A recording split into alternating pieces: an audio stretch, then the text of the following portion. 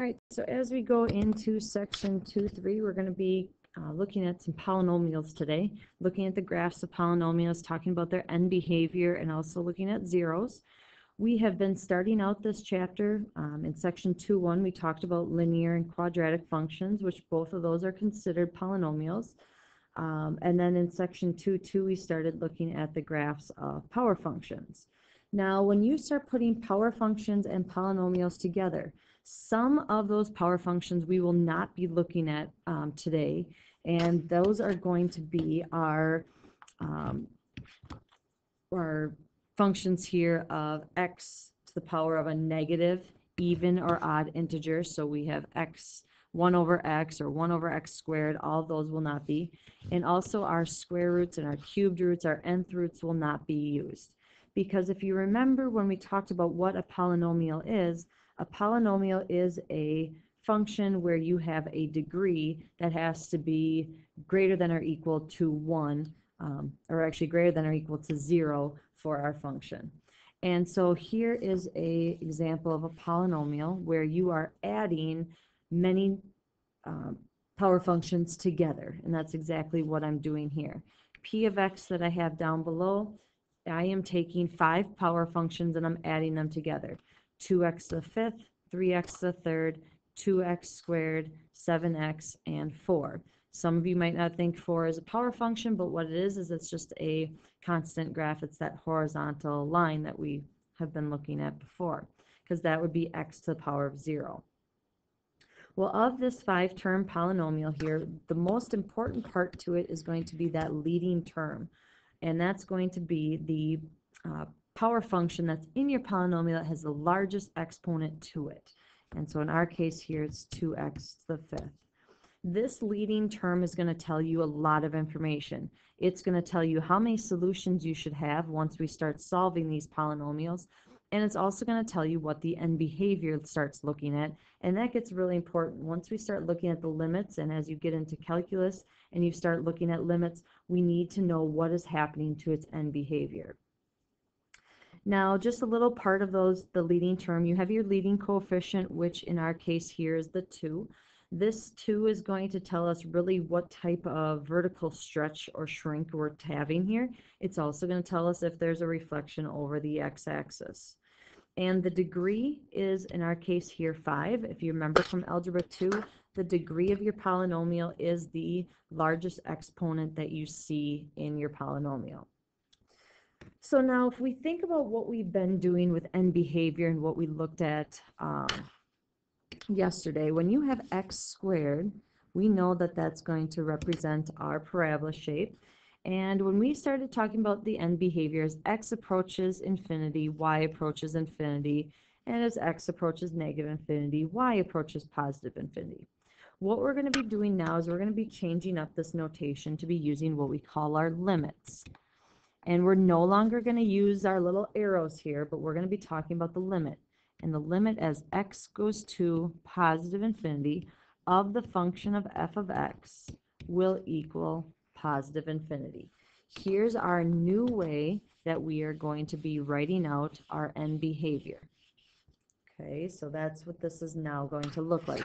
No longer are we going to write it out using our arrows here. You can use it to help you think it out, but we want to write it out as a limit. When I think of x to the 3rd, now I have our cubing function that's going on here. And if I were to say, okay, as x goes towards a negative infinity this time, y also goes towards negative infinity. This written out as a limit, I'm going to do the limit as x approaches negative infinity. And this time I have the function g of x. Well, it's going to equal negative infinity. And there we are. If I use negative x to the 6th, here I'm taking a parabola, flipping it upside down, and let's just say as x goes towards positive infinity, my y is approaching negative infinity. And so my limit of what that looks like is the limit as x goes towards positive infinity of the function k of x, it's going to equal negative infinity. So we're looking at new ways of writing this out, because when you get into calculus, they don't want you writing it out with the arrows like we started. We want to start now looking at these actual limits. And when you start looking at functions and polynomials, that leading term is going to tell us what our end behavior is. So here I have a polynomial of 3 terms, and I'm only going to focus in on that first term when I'm trying to figure out what the end behavior looks like. So I have 3x to the 7th here. If I think about what that graph looks like, I know that it has to resemble that cubing function. And with that cubing function, if I start to look at the end behavior, as x approaches positive infinity, my y is approaching positive infinity. So the limit is positive infinity, and that's all I have to do. As I look at as x approaches negative infinity, so as I go to the left, my y values are decreasing, and I'm going towards negative infinity. It doesn't matter what's happening on the 2x to the 5th plus 2x here when it comes to that polynomial, because all you're looking for is the end behavior. If I was to take this function right here and put it into my calculator and zoom out a bunch of times, this is what my graph is going to look like. Because in the end, I just want to know what the end behavior is going to represent.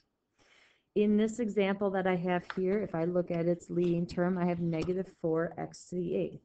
This tells me that I'm going to have my parabola shape upside down since it's being reflected over the x-axis.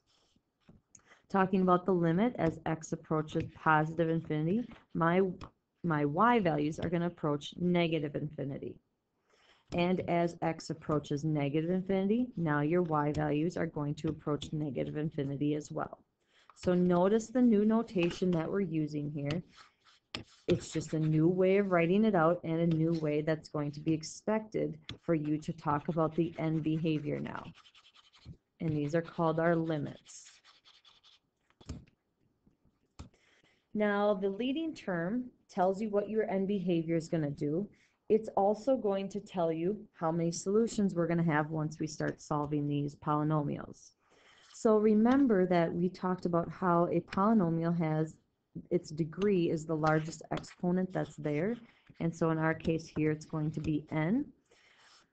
Thinking back to Algebra 2, depending on what your degree is, that's the number of x-intercepts you have. That's the number of zeros that were possible. Now, as we start looking at polynomials, we're going to start seeing a lot of relative extrema. We're going to see all those hills and valleys that are being used, and that's what's creating our zero. And your possible extrema that are out there is going to be n minus 1. So if I have a polynomial of degree 5, I can have up to 4 extrema that are going to be on my graph. So to give us a good idea of what's happening here, I have 2 examples. I'm going to change this one right here. I'm just going to make this 6. Okay. So as I look at here, if I have this polynomial, all I'm going to look at is that first term. And here this is telling me that I have a 3rd degree polynomial, meaning I'm going to have 3 zeros. Now with this, if I take 3 minus 1, I get 2, and this is going to tell me how many hills and valleys I'm going to have if I was to actually graph this out, so my relative extrema. So now, trying to sketch out a graph of what this function looks like. Remember that your end behavior comes from your leading term. So if I think about what x to the 3rd looks like, there's my function. Notice from left to right, it's starting down here in quadrant 3, and it's finishing up in quadrant 2. Well, now I need to do that when I'm graphing this out. So I'm going to start down here in quadrant 3, and then I'm going to go up. Now there's 1 0. To get another 0, I'm going to have to come back down, so I have 2 zeros. And to get my 3rd 0, I'm going to have to go back up. Now notice that I started down here in quadrant 3, and I'm ending up here in quadrant 1. I have 3 zeros to represent my 3rd degree, and I have 2 extrema that are represented from this graph. If I look at the next function here, I have a 6th degree polynomial, which means I'm going to have up to 6 zeros, and my extrema that are going to be possible are going to be 5. Now, thinking about the graph here of x to the 6th power, this would be our parabola that we would think of. So my parabola would be starting over here in quadrant 2 and finishing up here in quadrant 1. So if I start in quadrant 2 and I go decrease here. There's 1 0. I'm going to have to come back up for 2 zeros, 3. Now I'm at 4 zeros, and now I'm at 5. Well, then I've got to go back up to get that 6th 0 that's possible. So now I have 1, 2, 3, 4, 5, 6 possible zeros. And then if I look at my extrema, I have 1, 2, 3, 4, 5 possible extrema on my graph.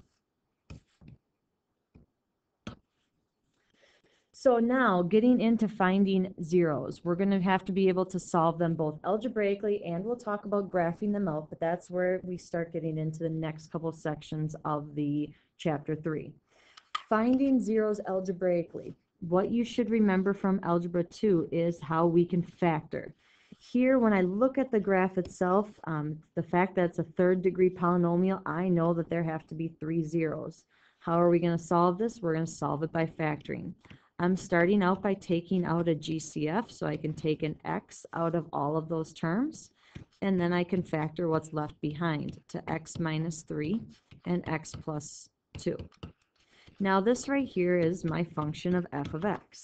Since our zeros are our x-intercepts, we are trying to solve this function for the values of x when y equals 0. So f of x equals 0, and now I have my 3 factors. Now, in order for my 3 factors here to end up being 0, one of these factors has to equal 0, and that's the zero product property. So x needs to equal 0, x minus 3 would need to be 0, or x plus 2 would need to equal 0.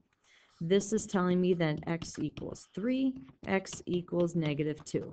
So at negative 2, at 3, and at 1, our graph should be crossing over the x-axis, and that is exactly what it's doing here. Now, sometimes when you look at graphs, you might not see, when you graph it out on your calculator, you might not see that you have, okay, I have 5 zeros. Notice up here that I have an exponent of 3 and an exponent of 2. It's being multiplied together, so this polynomial here would be a 5th degree polynomial. Well, what's happening here is we are talking about multiplicities. X minus 2 to the 3rd power, we're taking x minus 2 3 times. X plus 1 squared, we're doing a multiplicity of 2. And so what we get into here is when we talk about multiplicities of zeros, if you have an even multiplicity, your graph is going to bounce off of the x-axis. So you'll notice on my graph here that it's going up and then it's bouncing off, it's coming back down. If the graph ever touches your x-axis, then you're always going to have that 0 twice. Odd multiplicities are when graphs start to flatten through your x-axis, and it's kind of tough to see in this graph here, but what's happening is as it goes through, rather than just going straight through, it kind of flattens out, and then it goes back up. And if you think about your graph of x to the 3rd power, if I think about x to the 3rd power here, and I draw that out, you know, this is supposed to have 3 zeros. Well, there's only 1 0, and what's happening here is it's flattening out to talk about an odd multiplicity. So we'll be talking about that as we go through, but the next couple chapters that we're going to be working with is trying to find zeros algebraically using factoring. We're going to be using some long division, synthetic division, using our graphing calculators to find all of the zeros. If you have any questions on anything, make sure that you're writing them down, and that's it for today.